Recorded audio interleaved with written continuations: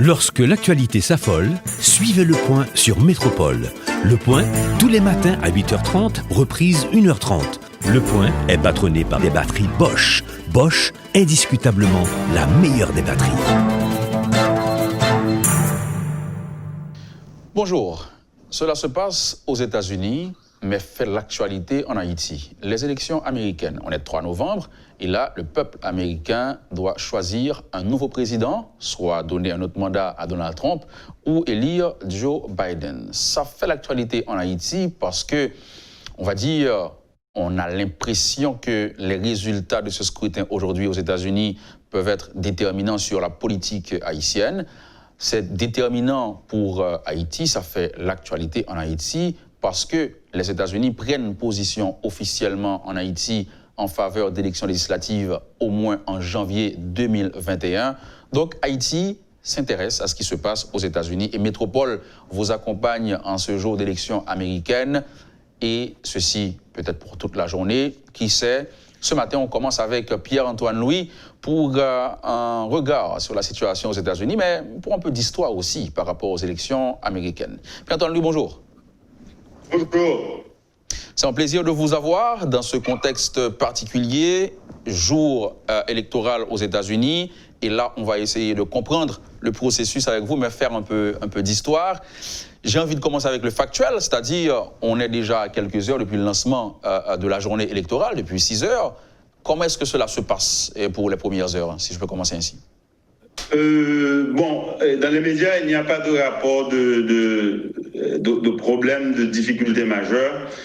Sans doute, et comme pour toute élection aux États-Unis, il va y avoir et il doit devoir y avoir des difficultés techniques au niveau peut-être des appareils électroniques et au niveau de la connexion Internet et tout ça. Donc, c'est le genre de choses que l'on peut espérer. Et on s'attend aussi à ce que dans plusieurs communautés, il y ait des tentatives de heurts entre des partisans zélés de M. Trump qui ont constitué des caravanes tentant d'intimider les supporters de Joe Biden. Donc, on s'attend également à ce qu'il y ait ce genre de choses dans la mesure où aux États-Unis, en passant, et la loi sur les élections n'est pas une loi fédérale. Les élections sont complètement décentralisées et déconcentrées, de sorte que les lois sur les interférences possibles aux capacités des électeurs de voter tendent à changer. Mais en général, ceux qui mènent campagne ou les militants des deux camps, enfin des camps opposés, doivent se maintenir à entre 100 et 150 pieds des centres de vote. Donc, la police, c'est sûr que la police aura fort à faire, surtout dans les États comme la Pennsylvanie, le Michigan et le Wisconsin et d'autres États où le vote est très, très, très contesté. Et M. Trump, surtout en Pennsylvanie, où M. Trump a demandé à ses militants, à ses supporters, de veiller à ce que le vote soit régulier. Donc on s'attend à ce qu'il y ait des problèmes, mais pour le moment, on n'a pas, à ma connaissance, enregistré des problèmes significatifs de ce genre. Mais je suis à l'antenne et je n'ai pas accès aux médias, donc même mon téléphone, j'ai mis de côté. Donc pour le moment, on doit dire que ça semble aller. Maintenant, là où je suis en Floride, et les bureaux de vote sont ouverts depuis 7 heures du matin et seront ouverts jusqu'à 19 heures. Dans la Pennsylvanie, par exemple, les bureaux de vote ouvrent à 8 heures du matin et seront fermés le soir à 20 heures. Donc chaque État gère à sa façon cette journée électorale. Pardon? Chaque État gère à sa façon cette journée électorale. Exactement. Les lois ne sont pas uniformes. Par exemple, il existe des États où, si quelqu'un avait voté avant le 3, par anticipation avant aujourd'hui, et cette personne meurt, il y a des États où son vote sera annulé. Il y a d'autres États où, si la personne meurt, ça n'a aucun effet, son vote sera maintenu.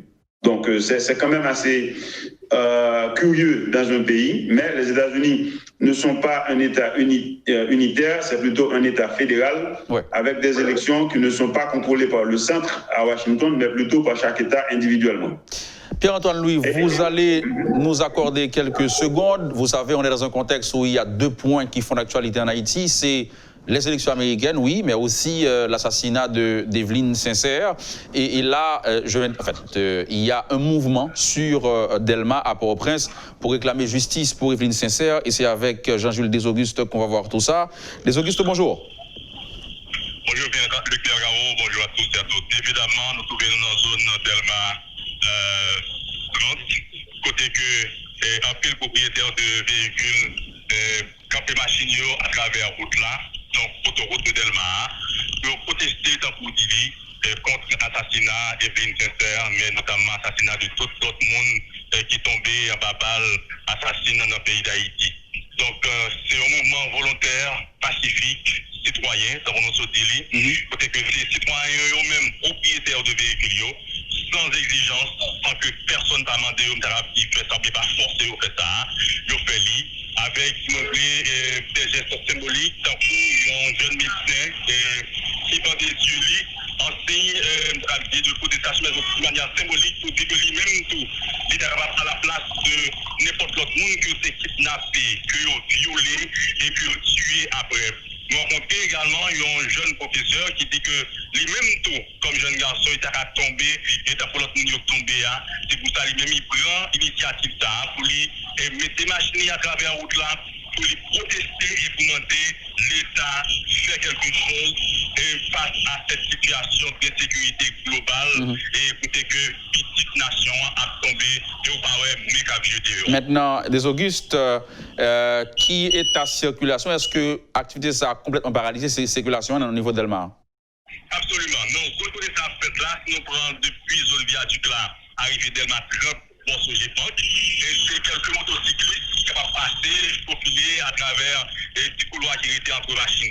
Mais tant qu'on nous dit, il n'y a pas fait déjà sa personne pour camper, c'est gens qui camper, tant qu'on nous des fois, il qui fait 5 minutes, 10 minutes, 15 minutes, 2 minutes, 4 minutes après au déplacer, et à occuper de l'activité. Donc, son mouvement n'est pas fait. Il y a une exigence pour nous capable d'accueillir l'activité, sauf que il y a 2 camions de provisions qui glissent à travers la route là, il y a une grosse pollution qui glisse, qui fait que il y a un véhicule qui va passer, mais motocyclette est capable de passer facilement jusqu'à ce que nous utilisons une zone viaduc là, je pense, c'est une zone qui mais il annonce son message clair, il dit que je suis à ces mondes d'Elma avec l'autre monde qui sont dans quelques zones qui viennent faire protestation ça, ils promettent qu'ils marcher un peu partout à travers la région métropolitaine de Port-au-Prince pour poser même action ça et ils ont invité tout l'autre membre de la population qui ne sensibilisait pas action ça à poser même geste. Parce que nous dit tout, la police est sur place et aucune réaction brutale pas faite parce que nous jusqu'à présent ont été pacifiques dans le mouvement de protestation ça qu'a fait aujourd'hui. Merci Jean-Jules Desauguste. Merci le Père Garon. On était au niveau de Delma 30 pour cette initiative citoyenne pour réclamer justice pour tous ceux qui ont été assassinés. Pierre-Antoine Louis n'a fait une dérogation bien rapide parce que justement c'est actualité et on insécurité qui a soulevé de plus en plus de colère et là qui mettait en doute capacité ou volonté autorité boycite pour répondre à obligation. Mon cher, ma vie en Haïti très prochainement. On n'est pas qu'à faire ma vie en Haïti. D'ailleurs, toujours Haïti dans comme non. Ce sont des circonstances qui font là. En tant que père de famille, petit garçon saute fêter 18e anniversaire le premier. Et jour matin, mène monsieur à le voter. Et petite fille qui a 15 ans, c'est avec dégoût et moi, tristesse, une douleur atroce que m'apprends bagage ça pour la première fois, le 11 ans mis transférer tout le président pour moi. Mon cher, moi je crois que les citoyens qui ont fait action ça, est très bien intentionné.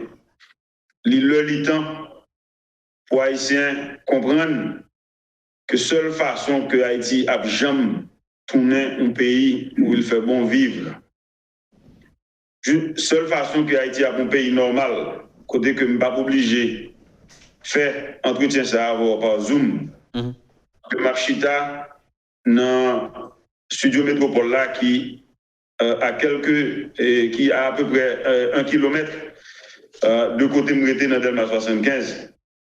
Seule façon pour nous faire ça, c'est pour nous faire un faisceau pour nous combattre l'obscurantisme qui sévit actuellement en Haïti. Haïti faillit, Haïti vit une zone anarchique, Haïti a vécu une dystopie, tout élite responsable. Moi, je regrette entièrement tout le rôle que moi-même personnellement j'ai joué en tant que conseiller de 2 présidents. Pour Haïti, venir s'allier là, je vous dis. Il faut qu'il y ait un problème, on ne peut pas faire. On va que un peu de nous qui dans l'élite pays, qui a une capacité soi-disant pour nous lire, capacité pour nous voyager, on a commenté des événements à travers le monde, mais que nous ne sommes pas capables de faire peuple là le minimum de sécurité, le minimum d'opportunités. Toute élite Haïti faillit l'heure pour nous rebattre cap là, pour nous recommencer à zéro. Et ça qu'a fait là, le peuple n'a pas de tromper le cible, c'est tout le monde qui a une capacité, depuis le 1er janvier 1804, qui a une responsabilité, qui n'a pas fait ça pour te faire, qui fait que presque 2 ans, 17 ans plus tard, le 1er janvier 2021, Jodia n'a parlé, n'a vécu la même situation. Ça. Donc c'est avec un peu que je m'entendais, ça m'entendait là, et même content que les citoyens finalement apprennent contrôle bagarre là, c'est pour marcher sur tout bandit, sur tout gang qui est dans le pays, quel que soit côté, quel que soit rat qui sous eux.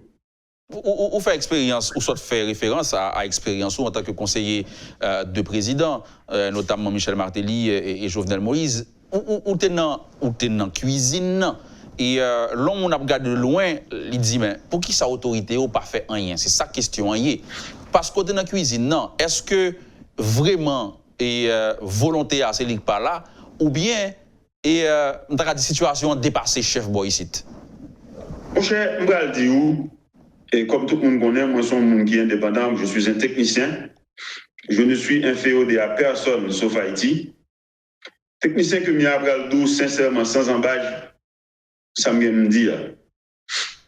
Et Michel Joseph Martelly et Jovenel Moïse, c'est monde qui va jouer.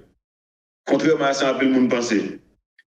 Michel Joseph Martelly, malgré posture qu'il a adoptée en tant qu'artiste, pour le faire polémique, pour le faire public, parce qu'il est très intelligent. Pour le faire public, pour le vivre bien, pour le monter à avion, pour le prendre sur une famille. Michel Martelly, c'est un monde qui va amener des autres. Michel Martelly, dans la pratique, Michel était président, pas un bandit illégal. Je vais la parler, c'est pas vrai. Moi, je rappelle que le président Michel Martelly était estomaqué, les tué et directeur général et BNC, non l'échappé Mgounia. Guito Toussaint. Guito Toussaint. Moi, je rappelle que l'heure et la police était venue arrêter, d'après l'ordre que vous te recevoir, député et Delma Tabar. Arnel Belizer. Arnel Belizer. Après ça, le président Martelly dit, monsieur, nous sommes gros avocats, nous sommes ceci, nous sommes cela, nous forts. Pour que ça ne nous pas dire que ça n'est pas possible. Que ça attaque à mener côté le mener là, je veux dire. Donc, au fait, Michel Martelly était une volonté. Le président Michel Joseph Martelly. Nous connaissons ça. Le président Jovenel Moïse, ma bonne anecdote. Et ça, pour nous comprendre, c'est que nous avons une occasion pour dans la cuisine pour voir, il y a une obligation de temps en temps pour nous écrire, pour nous parler, pour nous dire la vérité. Nous sommes un jour matin, le président de fait réunion avec ses principaux conseillers chaque lundi matin. Capable. Parfois, quand il y a des événements qui ne sont pas capables. Le président Vini, le président est extrêmement remonté. Le président Chita, le président dit, monsieur, il n'est pas normal que Haïti verse 42, presque 43 millions de dollars en firme chinoise pour une question de rénovation aéroport, on coupe d'ailleurs 289 millions de dollars par les à qui trop. Parce que comme ça, nous avons fait plusieurs aéroports. Pour aujourd'hui, à mon président, ok, il y a plus qu'une année depuis mon président, je cherche côté comme ça, et je ne vais pas faire comme là. Le président dit, je lui demande de traiter le dossier à Poulia, je ne suis pas qu'à faire bagarre là, on fait parce que moi-même, pendant moi-même, mon président, ça va pas passer. Donc, et le problème qui arrive, c'est que l'administration publique là, lourde, souvent, il y a des compétences, mais il fait partie de la culture administrative, de la culture professionnelle d'Haïti. Il y a l'autre qui passe par respecter, parfois il pas qu'à affirmer, et parfois il y a des difficultés pour faire mon cap faire travail. Il fait travail là, parfois il y a peur tout que il y a des gens qui va dire bon c'est politique là fait, c'est pouvoir voyer, donc il y a tout une panoplie de situations qui fait que Haïti continue à rester janvier. Donc à mon sens, après l'expérience ça me fait, disons 7 ans autour de 2 présidents. Je crois que Haïti a besoin de correction. Haïti a besoin de correction dans sa pratique de la démocratie. Qui c'est un processus, ce n'est pas une destination. Et l'élection Donald Trump, l'élection qu'a faite là actuellement, côté président Trump, avec ses 12e mandat, montre-nous que la route qui consolide la démocratie, qui établit, qui maintient la démocratie, sont une route qui est très, très, très épineuse. Sont extrêmement difficiles. Moi, je crois que il y a des gens qui parlent prêter des velléités de dictature, nous sommes démocrates dans l'âme. Cependant, moi, je crois que dans aucune société, côté État légitime, pas d'autorité, société a vu anarchie. Je dis à Haïti, son anarchie, côté pas aucun président, s'il pas mettre canson sous taille, pour utiliser les moyens de l'État, pour le mettre l'autre dans le pays, même contre entourage, soi-disant et en droit, les gens qui ne font pas faire travail, les gens qui sont incompétents. Ce n'est pas sous ça qu'on fait émission, mais si nous avons dit expérience moins fait, non c'est de bagages qui arrivent, côté n'a essayé interpeller l'institution en tant que conseiller du président, cabinet président a essayé interpeller l'institution pour travailler à la fête. Il y a des gens qui sont puissants, il y a des gens qui mettent des bois d'herbe qui ne pas faire ça pour faire. Et puis, il continue à faire même l'obéi, et puis Haïti a descendu côté le bras. Donc ça, Haïti a besoin. Donc, il va l'assumer, ça m'a dit, il y a des gens qui ne sont pas contents, mais il va l'assumer. Haïti a besoin d'un leader de la trempe de Lee Kuan Yew au Singapour, de la trempe de Paul Kagame, de la trempe de Raúl Castro, et en passant, tout le monde sait, pas ni de droite, et nécessairement, il y a la drogue de droite, il y a la drogue de gauche. Et pour montrer que la nécessité que un pays ait loi là-dedans, que l'État fait respecter l'autorité, que l'État garantit l'autorité, parce que non pays, si l'État n'a pas protégé les vies et les biens, la société a vu une anarchie. Donc actuellement, Haïti est dans une situation d'anarchie et de dystopie. Donc on dit que l'État supposé gagner un monopole légitime de la violence, c'est ça nous dit, et nous répétons. Mais là, l'État a fait preuve d'autorité dans ça la vivre là. Absolument. L'État a utilisé à bon escient toute capacité qu'il gagne pour l'utiliser ses prérogatives pour établir autorité sous territoire. Donc, moi, je dis que Haïti a besoin d'un leader de la trempe de Paul Kagame au Rwanda qui mettait l'ordre après le génocide du 7 avril 1994 au 31 juillet 1994. Lee Kuan Yew qui prend Singapour, qui était un État et qui était une ancienne colonie britannique. Et qui était dans l'État Haïti, je dis pratiquement insalubrité généralisée, un bord de mer tête chargée, qui était des caciques, des gangs pour Haïti. Et pour que Fidel Castro, qui vainc dictature Fulgencio Batista. Donc Haïti a besoin d'un leader de la trempe de ces gens-là, qui pour mettre une correction pour établir ensuite une vraie démocratie en Haïti. Parce que c'est simplement inacceptable dans un pays qui a 217 ans depuis l'indépendance, soi-disant, que aujourd'hui, depuis pratiquement 1911, il est sous tutelle, que le monde qui est supposé diriger toute élite a failli, c'est simplement inacceptable. Constat alarmant, Pierre-Antoine Louis, et nous avons un pile pour nous dire, évidemment, et nous avons faire réception sur Haïti, mais nous avons l'idée, c'était les élections américaines. On nous marque pause là, et de retour, on va entrer justement dans l'aspect ça, pour essayer de comprendre ça qui passe aujourd'hui aux États-Unis. Est-ce que le nouveau, est-ce que il y a des bagailles qu'on fait déjà dans le sens que nous vivons là? On nous marque pause là et nous tourner après. Absolument, ce sera avec plaisir. Il est ancien diplomate américain, avocat Pierre-Antoine Louis qui est avec nous ce matin à la rubrique Le Point. On devait parler élection américaine, mais vous l'aurez compris, actualité oblige. On a fait un tour sur Haïti, notamment avec cette situation où Evelyne Sincère a été séquestrée et assassinée. Et là, il y a toute une série de mouvements pour réclamer justice pour Evelyne Sincère et toutes les autres victimes de l'insécurité en Haïti. Reste avec nous, on sera de retour très vite après la pause. Le Point est patronné par des batteries Bosch. Bosch, indiscutablement la meilleure des batteries.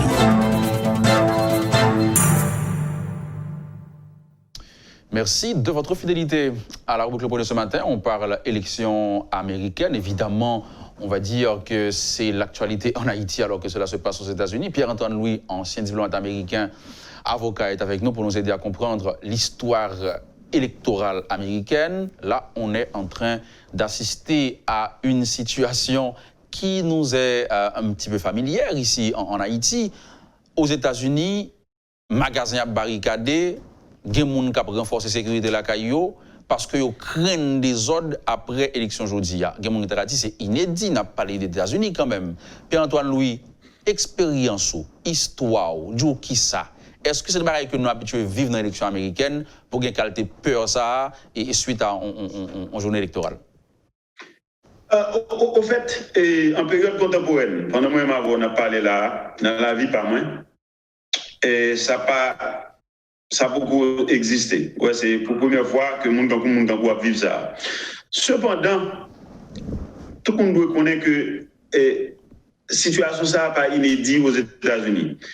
La période électorale aux États-Unis est toujours tendue parce que pendant la période contemporaine, au moins depuis 1968, avec l'élection qui était menée Richard Nixon sous pouvoir, et les républicains gagnaient une attitude de ça a aux États-Unis suppression des électeurs. C'est côté, au fait, ils ont fait ça grande c'est qu'on fait en Haïti. Les républicains ont utilisé tous les moyens qu'ils sont capables de joindre, surtout les moyens légaux, pour faire en sorte que les gens noirs, par exemple, qui ont tendance, depuis l'élection 68 en particulier, côté président et Lyndon B. Johnson, a fait passer une série de lois. Et la loi sur les droits civils en 64, la loi sur le droit de vote des Noirs en 1965, la loi sur l'égalité des chances pour obtenir le logement en 1965. Donc, le tout là, ça vient passer, vient une situation côté démocrate, vient remplacer les républicains comme parti qui, pour la pleine et justice des droits par monde noir. Et État du Sud vient pratiquement tout républicain. Et puis État du Nord vient démocrate. Donc on y a État et républicain a utilisé tout ça au capable pour faire en sorte que tout le monde noir n'a pas qu'à voter. Et dans Alabama par exemple, il y a une élection qui fait en 1966, côté que il y a un shérif qui carrément interdit les gens noirs pour voter. Il est obligé à aller dans le tribunal. Un tribunal qui prend une décision qui peut permettre de nous voter. Donc ce n'est pas inédit, son bagage qui a passé depuis longtemps. Mais moi, je voulais pour nous retourner aux élections de 1876, côté des constitutions presque pareilles. Tu as gagné le républicain Rutherford B. Hayes et puis le démocrate Samuel J. Tilden. Samuel Tilden, est gouverneur de New York. Rutherford Hayes était gouverneur de Ohio. Donc, républicain, et t'as mené dans Floride, Caroline du Sud et Louisiane. Mais Samuel Tilden, gouverneur de New York là, il était devant par une voix dans le collège électoral là. Donc, on connaît que guerre civile là, t'es fini en 1865, ça a 21 ans. Donc, entre-temps, le Sud, sous pratiquement une surveillance fédérale, côté des troupes fédérales dans l'État du Sud, pour assurer qu'ils respectent l'émancipation esclave. Et pour accorder autour tout droit que vous gagnez pour vivre quand vous n'êtes pas citoyen américain. Donc, ça passe, nous dans le studio dit que il n'y a pas d'accord pour dire dans le gain, et donc il n'y a pas accepté le résultat ça. Donc, en 1877, il y a un compromis fait. Et il a accepté que les républicains ont gagné, que les démocrates l'ont perdu, mais en retour, nouvelle dispensation républicaine n'a pas accepté que les troupes fédérales ont retiré dans le sud, mais que vous protégez les droits noirs. Qui s'est passé aussitôt que les troupes ont retiré, l'État du Sud a commencé par son paquet de lois qui ont les JIM, CRO, J-I-M, et puis CRO, C-R-O-W. Ce sont des lois qui pratiquement maintenu les noirs dans une situation de servitude encore côté au pas qu'à exercer les droits civils. Donc en 1876, les États-Unis manquaient de retourner dans une guerre civile à cause des élections et la question des Noirs. Donc la situation des Noirs aux États-Unis, c'est toujours un point d'achoppement qui fait que les républicains aujourd'hui, qui viennent le contraire de ça avant. Par exemple, Charles Sumner, appelé Charles Sumner en Haïti, qui était un sénateur dans le Massachusetts, qui a milité pour les droits des Noirs. Et Mounsayo, qu'on y a aujourd'hui, ils ont changé. Quand c'est les républicains qui ont supprimé la capacité noire pour voter, pour exercer les droits. Et puis c'est les démocrates qui ont protégé les droits des Noirs. Donc ça qui a passé là aujourd'hui, nous risquons de trouver nous dans une situation pareille, côté que pendant des jours, nous ne connaissons pas exactement, définitivement, au regard du nombre de monde, on a fait de 65 à 70 millions qui votaient par la poste à cause de la pandémie. Donc ça prend temps pour dépouiller le vote. Par exemple, en Floride, au fur et à mesure que nous avons voté par la poste ou par anticipation avant jeudi, en Floride, la loi permet que vous commencez à comptabiliser le vote. Parce que d'ailleurs, la loi a voté son scanner électronique pour scanner et bulletin vote là. Donc, le scanner, la comptabiliser automatiquement pour qui est voté, si c'est République, si c'est Trump, si c'est Biden. Tandis que dans d'autres États, par exemple la Pennsylvanie, il n'y a pas qu'à commencer à compter vote qui était fait par la poste, par exemple, avant matin, le bureau de vote ouvert. Donc ça va créer une situation côté grand pile l'État qui n'est pas capable de gagner et que à ce moment-là, difficile pour déceler de façon claire et nette, sauf si et sondage by vérité et puis nous voyons que Biden effectivement a une possibilité pour Trump de remonter la pente. Donc si ça va fait, il va prendre des jours pour nous connaître. Alors il faut nous connaître que pas jamais un État qui n'en joue vote là effectivement définitivement dit que c'est tel candidat qui gagne. Ça va jamais faire. C'est tout simplement les médias parce qu'ils ont une plus sophistiquée, ils ont accès au dépouillement progressif pour voir que candidat ça, Jean-Marc va aller à la gain. Et puis il y a tous des sondages de sortie des urnes, des bureaux de vote, qui ont une idée. Donc ils ont commencé à faire des prognostications et ils ont souvent raison dans cette média, la grande majorité des fois. Donc qui crée une attente côté que nous pensons que dans le jour vote là, nous connaissons qu'est-ce qui est président. Mais en réalité, légalement, combien de jours après qui est-ce qui gagne? Légalement, combien de jours après le jour électoral là, le résultat est supposé proclamer? Enfin, autant de temps que ça prend. On va voir qu'en 2000, c'est la Cour suprême qui finalement a décidé que c'est George Bush qui gagne en Floride pour suspendre compter. Mais la Constitution a établi que et dans quelques semaines, le collège électoral va réunir dans chaque État pour décider à qui candidat il va passer voix, vote.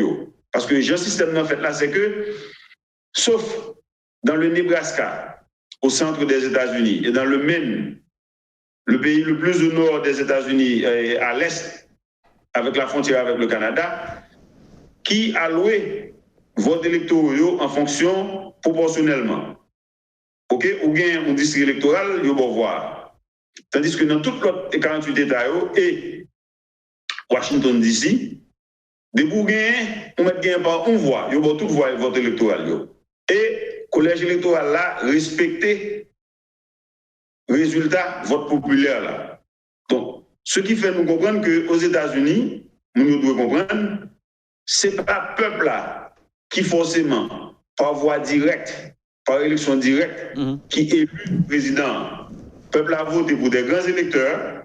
Grands électeurs, c'est les 435 représentants ou bien députés de la Chambre basse, plus les 100 sénateurs de la Chambre haute, okay, ça fait 535 électeurs, plus le 21e amendement de la Constitution des États-Unis, by Washington DC, qui pas un État, c'est le district fédéral, mais qui a fait de 700 à 750 000 personnes la donne. Et droit pour gagner 3 électeurs à la présidentielle, et qui c'est PPT électeurs qu'on État qui gagne. Donc, 21e amendement dit Washington DC, quelle que soit la population, le pas gagner plus d'électeurs qui gagne moins de qu'un gouvernement qui gagne 3. Donc, nos situations pareilles, donc c'est 535 parlementaires, plus 3 voix que au bas Washington DC. Et la majorité absolue, bon, 270. Donc, sous 270, au président. Donc là, population sortie aujourd'hui, il y a voté, il y a plusieurs millions qui ont voté par anticipation ou dit presque 100 millions qui votent par anticipation. Par anticipation, il est difficile par rapport à la configuration, question vote par correspondance, pour que depuis hier nous gagnons l'idée. Maintenant, qui est le grand électeur va entrer en jeu? La Constitution dit que le grand électeur et quelques semaines plus tard, au mois de décembre, va réunir dans chaque État, c'est-à-dire, bon, le collège électoral pas jamais réuni. OK? Il va jamais réuni. C'est un collège virtuel qui existait par la logique du fait que chaque État a constitué une assemblée électorale basée sur sa représentation au Congrès, et puis c'est le monde qui va le voter. Ça a été fait pour 2 raisons. C'est parce que les pères fondateurs des États-Unis ont crainte que les factions politiques manipulent le peuple là de telle sorte que le peuple là est capable de déterminer, le peuple là est on dit sage assez, il ne peut pas résister à la manipulation pour le peuple là capable de prendre des décisions pâles. C'est ça fait. Dans la Constitution originale des États-Unis, c'est l'homme blanc seulement qui était qu'à voter, les hommes blancs seulement qui étaient qu'à voter, et les hommes blancs qui ont propriété. Parce qu'ils estimaient que, selon la théorie, sous une propriété, ou une position dans la société, à côté pas de la société à craser. Donc, les Noirs n'ont pas de qu'à voter, jusqu'après, l'autre amendement passé dans la Constitution. Et encore les femmes, jusqu'en 1920, qui bat les femmes les droits de vote aux États-Unis. Donc, son processus évolutif. Et donc, avec situation ça, le collège électoral a toujours été côté, dans 8 élections qui se passent là, son seule fois que les républicains ont gagné la majorité des voix. Al Gore a gagné la majorité. Et Hillary Clinton a gagné la majorité. Mais on perd l'élection. Parce qu'aux États-Unis, c'est le collège électoral là qui décide qui est-ce qui est président et non les électeurs de façon directe. Donc, c'est une élection indirecte du président aux États-Unis. Maintenant, réalité aujourd'hui à Pierre-Antoine Louis, et toute tension qui gagne autour de l'élection 2020 aux États-Unis, qui ça on t'a dit représenter? Est-ce que on t'a dit États-Unis font back dans le processus vers la démocratie? Est-ce que l'impact là est considérable sur t'a dit ça pays ça construit déjà en termes de démocratie? Et en passant, le collège électoral là a rencontré le 14 décembre. C'est le 14 décembre qu'on connaît juridiquement parlant, qui est-ce qui est président des États-Unis, quelle que soit sa union dit. OK. Le verdict des urnes dit, en termes de vote populaire. Pendant ce point, ça, est-ce que peu importe l'écart qui t'a gagné entre deux candidats en termes de vote populaire, est-ce que le collège électoral là a allé complètement dans l'autre sens là? Bon, en théorie, si c'est moi qui vais voter, je dois voter Jean Blé. Mais la Constitution dit que vous devez voter, Jean-Peuple a voté. Okay. Donc, il est intéressant pour Andy et Biden d'agagner, et puis il y a un républicain qui dit, bon, on s'est passé, bon, nous ne sommes pas d'accord avec ça. Ouais, mais dans Hillary Clinton, il était gagné votre populaire là, c'est ça donné au bail? Bien sûr, ça a fait Trump un peu de plaisir pour décision à prendre comme ça. Mais c'est pas ça va faire. Probablement, moins prédit que M. Trump voulait, que le pas voulait. Et M. Trump, s'il perdu, l'a quitté le pouvoir, Biden a pris en fonction le 20 janvier 2021 que la stabilité institutionnelle des États-Unis a fait que tout le monde a respecté ça pour respecter. Maintenant, est-ce que les États-Unis font bac? Bon, au niveau de pouvoir et de puissance douce des États-Unis à travers le monde, ça veut dire le soft power. Les États-Unis prennent un grand revers. Et par exemple, le secrétaire d'État, ministre des Affaires étrangères des États-Unis, Mike Pompeo, fait un tweet relatif aux élections qui étaient faites pendant le week-end en Tanzanie. Côté l'a demandé, vous comprenez, pour le gouvernement respecter le verdict des urnes, respecter les droits mondiaux, et puis pour tout le monde, calmement respecter le verdict des urnes, et puis il y a des gens qui rient. Donc, le compte à rebours a commencé. La très difficile, sauf dans un pays comme Haïti, côté, bon, les États-Unis, apparemment, il y a une influence qui est démesurée. Côté tout l'État haïtien, ils ont pensé au juge Jodia, un truc qui fait depuis semaine passée, le juge Jodia, même matin, même métropole parler de ça, critiquer même juste ça. Son deuxième tweet. Donc, à ce niveau, à un deuxième tweet. Oui, Michael Kozak retweeté encore vendredi, justement. Effectivement, correct. Et comme je voulais, et ne pas respecter nous pour me dire que, non, c'est assez curieux que, malgré tout ça qui passe aux États-Unis aujourd'hui, que vous avez un pays qui chita et puis il y a banalisé des tweets qui fait par l'ambassade des États-Unis ou bien par des officiels à Washington. Maintenant, en Haïti, c'est possible, mais la plupart des pays dans le monde, ils ne vont pas prendre les États-Unis sérieusement. Donc, il y a un problème au niveau de l'influence des États-Unis et à travers le monde. Que donneur de leçons, ok, regardez ça qui a passé la Cali. Même, bien entendu, nous ne sommes pas surpris parce que nous connaissons depuis longtemps c'est comme ça les États-Unis. Que une attitude pour faire en sorte que ils n'ont pas appelé compter voix moun. Par exemple, hier, le Parti républicain, dans l'arrondissement d'Abdi, parce qu'il y a plusieurs communes dans l'arrondissement, dans le county, de Harris au Texas, qui a passé ce deuxième état le plus peuplé, qui est peuplé, qui est 38 voix au collège électoral. Ils ont intenté un procès, puis ils ont demandé au juge pour lui annuler 127 000 voix de monde qui étaient à voter par anticipation, qui étaient supposés voter par la poste, mais ils ont peur par rapport au fait que l'administration Trump n'a pas baillé service postal là suffisamment de ressources pour le gérer et affluence monde qui votait par la poste en passant. Que ça soit plus que 63 millions de monde qui votaient par la poste. Et on a fait de 30 combien millions plutôt qui votaient en personne par anticipation. Donc il y a plus de monde qui votaient par la poste par anticipation. Donc ils ont tenté, ils ont dit moun sa yo qui étaient allés présenter yo, ok, ils ont utilisé machine yo, automobile yo, ils allaient un côté que institution organe qui gère l'élection à recevoir bulletin. Parce que nous avons peur pour parler la poste parce qu'on pensait que le bureau postal là pas délivré et colis. Il a demandé pour le juge là annuler voir ça. Donc, le président Trump dit hier, le juge là pas d'accord, qu'on y a parti républicain fait appel. au deuxième niveau fédéral, la Cour d'appel. Donc ça participé dans la démarche de suppression de vote, où tu as parlé tout à l'heure.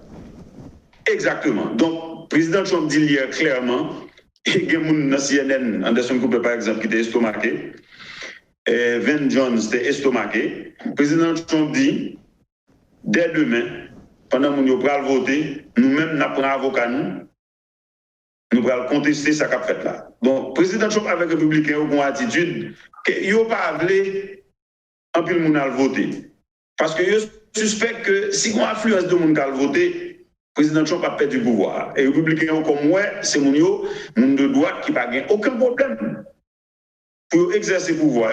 J'ai un intérêt personnel au lieu de l'intérêt pays. Donc, ce n'est pas Haïti seulement le problème. Ça. Maintenant, Pierre-Antoine Louis. Les États-Unis ont un gros frappe.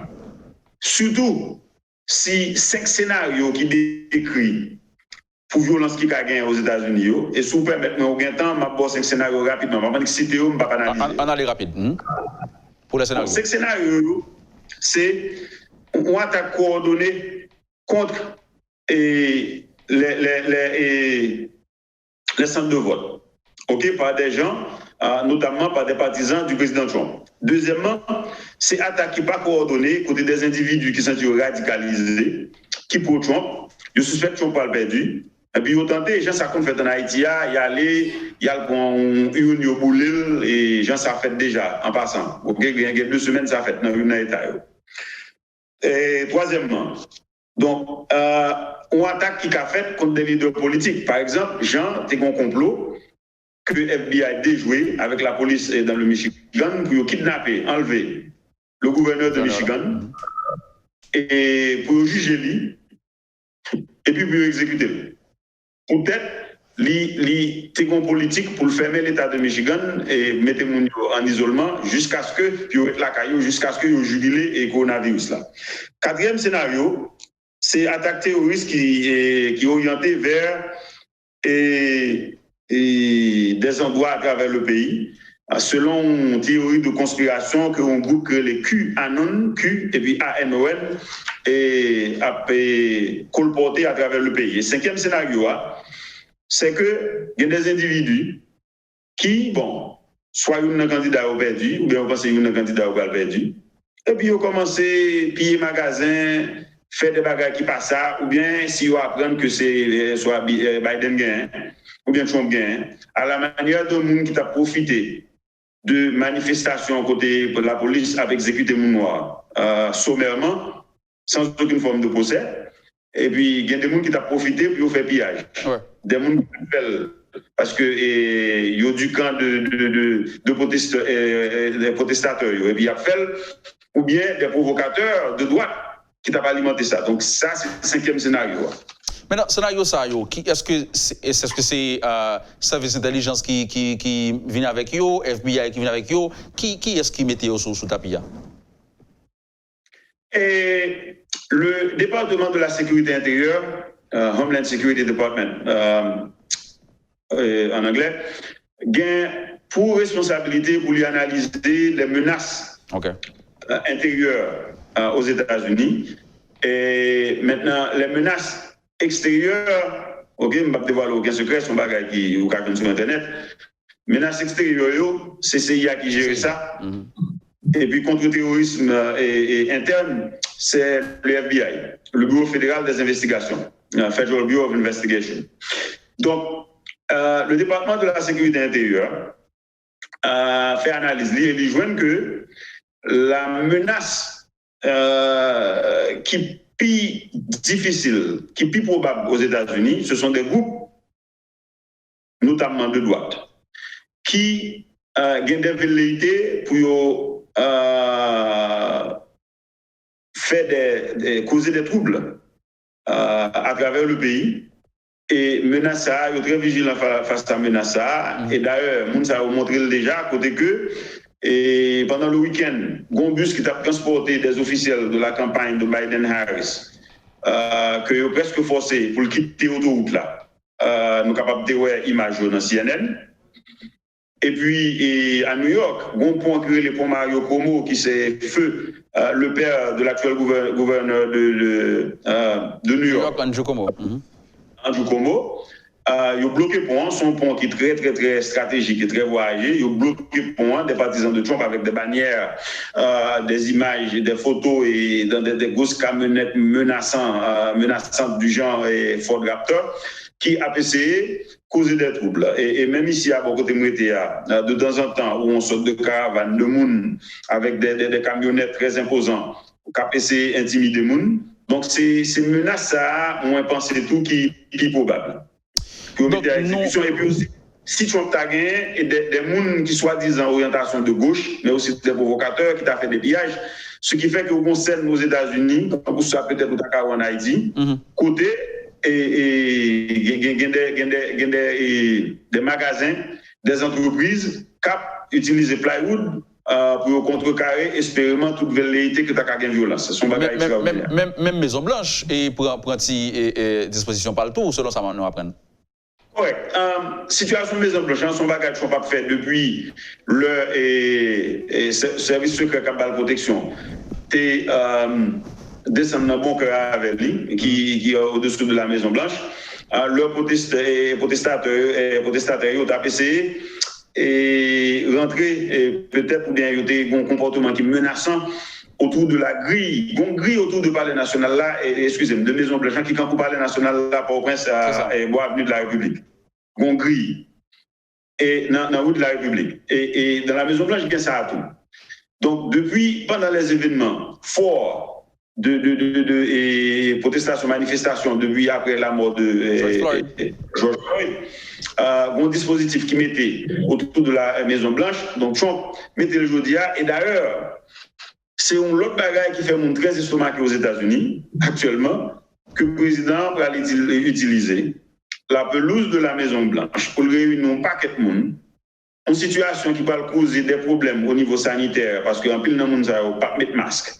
Quand on président, qui a vu image ça encore aux États-Unis, dans la période de troisième vague de la pandémie, côté des États-Unis, battent des records, bon jour dans la semaine là, qui sont passés, il y a 100 000 personnes qui sont malades dans la journée. Hein.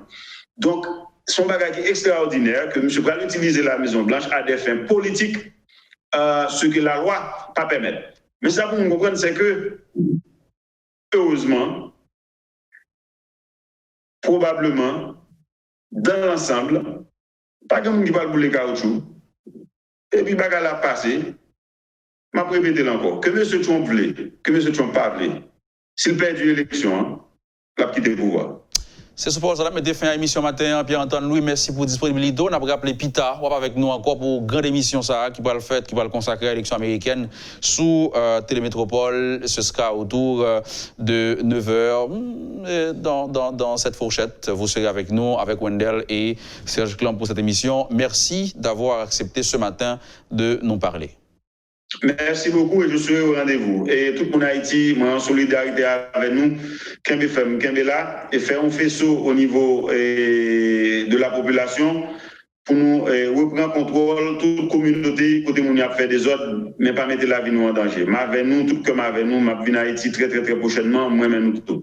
Voilà, ancien diplomate américain d'origine haïtienne, avocat Pierre-Antoine Louis qui est avec nous ce matin pour un peu d'histoire sur les élections américaines, mais aussi pour essayer de comprendre comment se présente cette journée électorale. Plus tard sur Métropole, émission spéciale sur les élections. Bien sûr, toute la journée, vous serez informés du déroulement de ces élections aux États-Unis. Merci d'avoir été avec nous.